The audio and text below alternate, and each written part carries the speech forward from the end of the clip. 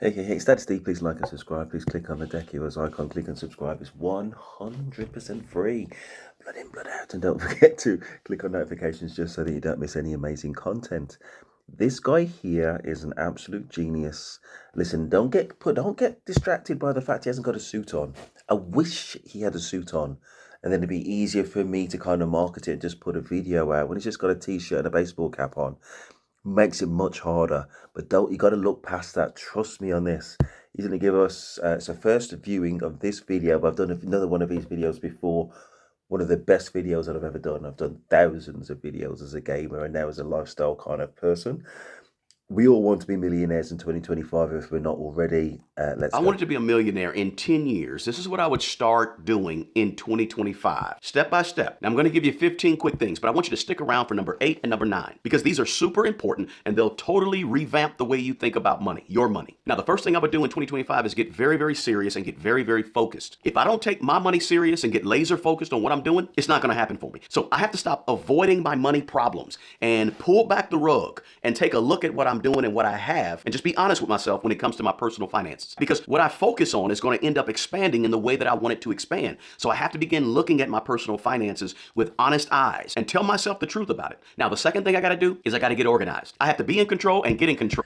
That's easy enough. That's easy enough. What I'm really thinking is, I mean, in post lockdown, I don't think we do as much kind of frivolous stuff. Well, I certainly don't.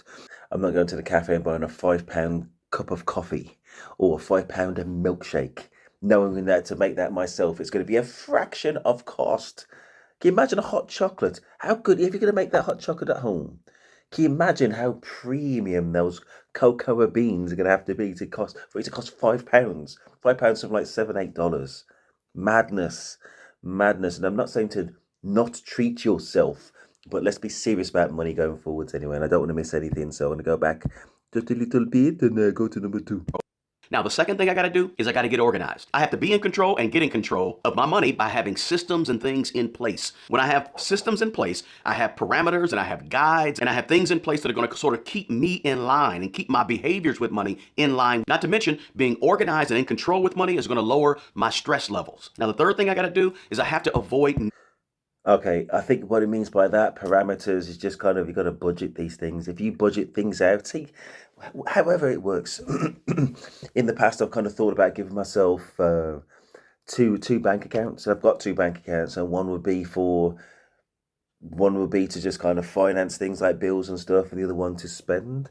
And then I kind of went away from that. And that's how you can make sure at the end of the day you've got that money to invest in, you know what I mean? Because it's in that one bank account. You can spend freely the other one. You can even set yourself, just send, if you're really bad at budgeting, basically, that's what he's talking about. You can send that money on a weekly, daily basis or fortnight, whatever works for you. But I'm just trying to think about ways to make that happen. Anyway, let's go. Negative people, right? The leeches, the crabs in a bucket, and the people who want to bring me down instead of lift me up, right? All those people, I got to get them out of my life ASAP because I want to get around like-minded people. I want to start networking and getting to know people who are doing what I'm doing or going where I'm going or who have been where I'm at. So I've got to change some of my network of people as I move along in this process. Now, the fourth thing I got to do if I want to be a millionaire. Listen, a lot of my channel is about like kind of the whole dating process and things like that, and spending on bullshit dinners and bullshit trinkets and things like that for somebody that you've just met. I think we can still date basically, but I think date with intention and date with a kind of focused mind that you're not going to allow yourself to spend off your future investments. You ain't going to sell your future self down the river over some absolute bullshit. And if she ain't kind of on board with your future plans, you got to let her go. Because I'm saying that, I don't know, it sounds like complete sense, but obviously all men, all people want to be successful. You don't want to kind of be embarrassed in the moment. But listen, we've got the control to kind of plan dates. And they don't always have to be kind of expensive dinners. So we'll take them to certain places. You might want to go to an art gallery or some kind of music event. You know what I mean? So yeah, you probably are still going to have to spend, but you'll spend different amounts, more so than, well, not on. You'll spend a reasonable amount instead of like the extortionate amount. And also, always at all times, you've got to work to kind of progress your career and your life development anyway. So stay focused on self-development, career development for yourself as well as your future family and to enable relationships. Anyway, let's go. in 10 years, starting in 2025, is I have to get a plan. I got to get a strategy. I have to ask myself the tough question of what do I want and when do I want it? And I have to be able to answer that question from a financial standpoint. So that means I have to have a mission. I have to have a vision. I have to have some financial goals. And all this stuff has to be written down so it's easily accessible to me and I see it on a regular basis. My vision, my mission, my goals, my action steps. And the action steps are things that I'm doing every single day to reach my goals or once a week to reach my goals. Now listen, just by doing a written plan, you're going to be different than most people. You're going to set yourself apart because most people do not have written goals and a written plan for their personal finances. Most people don't know where they're going financially, and therefore they go all over the place with their money. You don't want that. So I need a written plan for my life and for my money as I move into this new era of trying to become a millionaire in the next 10 years. Now, number 5 is this. If I wanted to be a millionaire, Okay, I think what he's saying is here, set yourself goals. I think we're going to get to the final points. I think he said points 8 and 9, or 9 and 10, I can't remember, about the final points about how much you're probably going to have to save month on month, probably. I've never seen this video in my life. But anyway, I think we just need to say have a plan, possibly write it down, and be deliberate about it. Be deliberate about it and be serious about it. And as I said, if that means 2 bank accounts or whatever you got to do, put this money aside. We're going to see how much it is that you're going to need to save to get $1 million in 10 years. But anyway, very interesting. Let's go forward.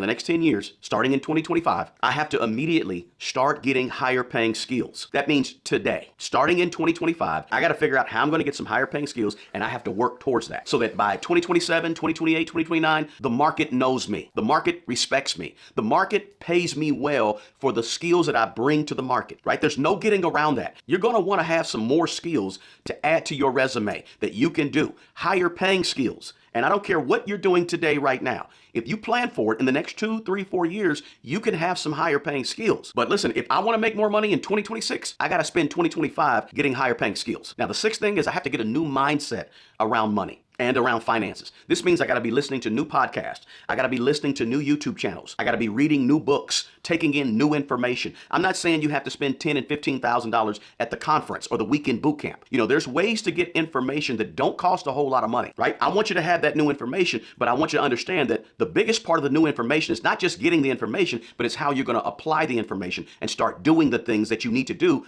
based on the new information you get. So the new information is good. You need it. You got to have it, but then you got to apply it to make it work for you financially. Now, after you get the new ideas and the new information to change your mindset around money, then number 7 is you got to make sure you're doing some. Hold on. Where do we get this new information from? Is it from your channel, I guess? So you got something in the pipeline? Or where do we get this information in order to change our kind of, was it mindset and, spending habits and all that kind of stuff and make to, flesh out these goals with that plan? So hopefully that's going to come a little bit later. The basics. And number 7 is you got to make sure you're getting the match at your current job. Getting the match at your job is not going to make you a millionaire, but getting the match at your job is a start, right? It's virtually, for all intents and purposes, free money. I mean, just imagine if I said, hey, for every $100 you invest in something, I'm going to give you another $100 to invest in it.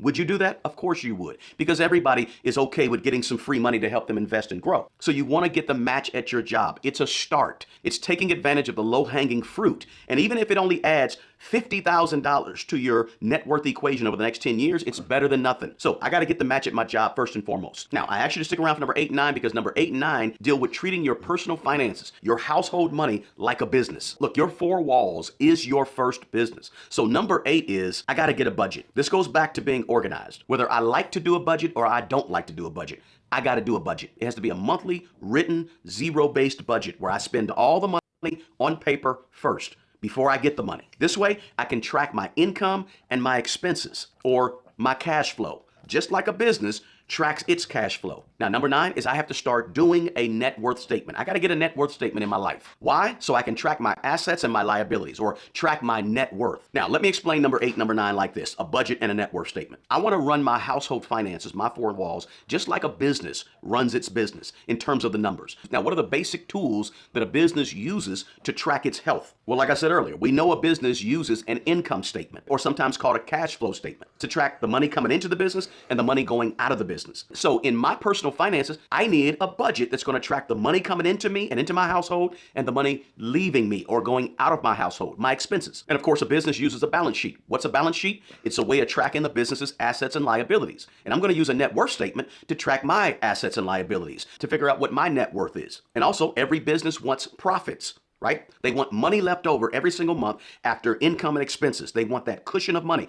Well, I want a cushion of money too, right? After I pay all my bills, I want some cushion left over called profits in my personal finances. Just like a business has free cash flow left over, I want extra cushions of money left over once I pay all my bills. So again, number 8 and number 9, we're talking about treating our personal finances like a business. Remember, if you run a household, you run a business. Now, the 10th thing that I got to get if I want to be a millionaire in 10 years, starting in 2025, is I have to get some emergency money, some starter emergency money to get me going. I need at least a couple of $1,000s to get me going. Now, I'm going to add to this emergency fund ultimately. Now, number 11 is I got to get out of debt. I got to get out of debt as soon as possible. The faster I get out of debt, the faster I can build up more and more money. So I have to get out of debt immediately. This is one of the most important things you can do because it's going to free up cash, free up money, give you extra cash flow to build up investing and so forth. So whether it's the debt snowball method or the debt avalanche method, whichever method you choose, you got to get out of some of this bad debt. And bad debt is debt on things that go down in value or debt on things that are not going up in value. The longer I pay on debt, the less money I'll have to invest for my future because I'm steady over here paying bad debt.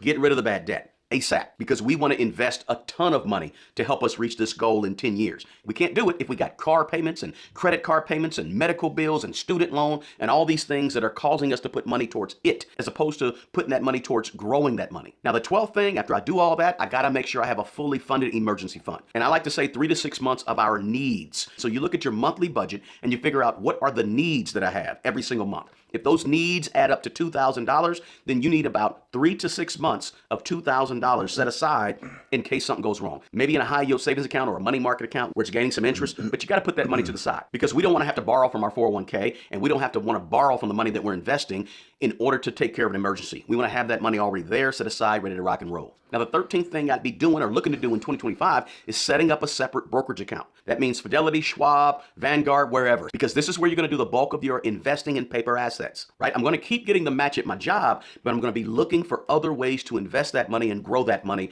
outside of my job so that I can have an assortment of ETFs and index funds and stocks that I choose as opposed to having the job choose for me. And I'm going to be investing a ton of money into that brokerage account and those ETFs, index funds, stocks. I'm going to be investing hopefully 15, 20 to 25% or more of my money towards that account. Remember, this is step by step. So this is after you've paid off debt, after you've done all the learning, the reading, you've got organized, you've got focus, you've got your budget, you've got your net worth statement. After you've done all that stuff, this is going to be where the bulk of the growth of your money is going to happen. Now, the 14th thing I want to do is I want to get assets. I want to focus on building the asset side of my net worth equation. Stocks, index funds, ETFs, those are one thing, right? We want to get those, want to invest in those. But I want to look at other assets, real estate. Adding income producing real estate to your overall investment portfolio can be a wonderful thing. It can be a game changer for you because it's adding an appreciating asset that in 2025 you might purchase for $200,000. And by the time 2035 comes around 10 years later, it could be worth $400,000, right? You got a potential to really build up your net worth by getting real estate. And I really like income producing real estate because it's not only increasing in value by appreciating every year, but it's also giving you income every month that you can use towards investing even more money. Not only that, but real estate is also sort of a hedge against down times in the stock market as well, and a hedge towards inflation because as inflation and the cost of everything goes up, so does your rents and what you charge people to rent out your piece of real estate. That goes up as well. So having income producing real estate is really a hedge against inflation. And not only real estate, you may want to add assets like gold, silver, collectibles, cryptocurrencies, whatever it could be. You want to add assets to your investment portfolios on top of the paper assets that you have. You want to have the stocks, the bonds, the ETFs, the index funds, all those are great, but then you can add to those as well with other types of appreciating assets. Now, finally, number 15. During this 10 years that you're working on getting your finances up and getting to $1 million starting in 2025, you want to be considering a side business, a side hustle. So I want to consider adding side hustles that are going to help accelerate this whole process. That means generating more money so that I have more money to invest, more money to put towards that real estate or more money to put towards those stocks or ETFs or index funds, right? Because the more money that I have to invest, the more the money has an opportunity to grow and grow into $1 million in the next 10 years. So don't forget that starting a business, starting a side hustle, starting some type of side gig where you can bring in additional income is always a good thing to do to add to your income and give you more money to invest. Look, becoming a millionaire over the course of the next 10 years means first getting a good solid foundation with your personal finances. And really, guys, it's possible for anybody who's watching this video to become a millionaire in the next 10 years, starting in 2025. But you got to build this foundation as quick as possible. You cannot spend 10 years building a foundation. You can build the foundation in 6 months if you really get focused and serious. You can build the foundation quickly so you can spend the remaining of the time in the next 10 years investing and growing. But 2025 is a good year to start to build the foundation with money and get yourself off to a good start towards becoming a millionaire. Guys, drop a comment and let me know your thoughts. And also share this video with someone who you know wants to maybe change their personal financial life. And if you got value, smash that like button for me. And check out these videos right here for more. 100% on the money yet again, on the money yet again. I think in summary, you just pay off your debts. You know, you may have kind of high interest debts. Obviously, pay those off as a priority. I know people, I personally know people who invested in property. I've got my own place, but they've invested in one property in order to rent it out. And then it goes up over time in equity, hopefully. And then using that equity, they get a second home. And the same process again and again and again. And they become millionaires in X amount of years, you know what I mean? And also because you're borrowing, you're following that golden rule of using somebody else's money. Stocks and shares, and once you paid off your debts, ETFs and index bonds and maybe crypto, maybe not, you can't even do it in the UK, but anyway, those types of things, or gold investments, just track it over a period of time. When it goes crazy at a low price, guess what? Things are usually quite cyclical. Wait until it's at, let's say, what a historic low is, and then just buy then and go up, or gold, or sorry, or silver, or something else like that. Just kind of be bothered enough to track it over time. To start a side business if you can, if you've got an idea about what you can use that money that you've been saving up to put into something which can generate money. Absolutely. Absolutely good video. Love it video. That's really inspiring, I say, especially as we're going into 2025. Yeah, why not dream and try and aim to be a millionaire? Why not?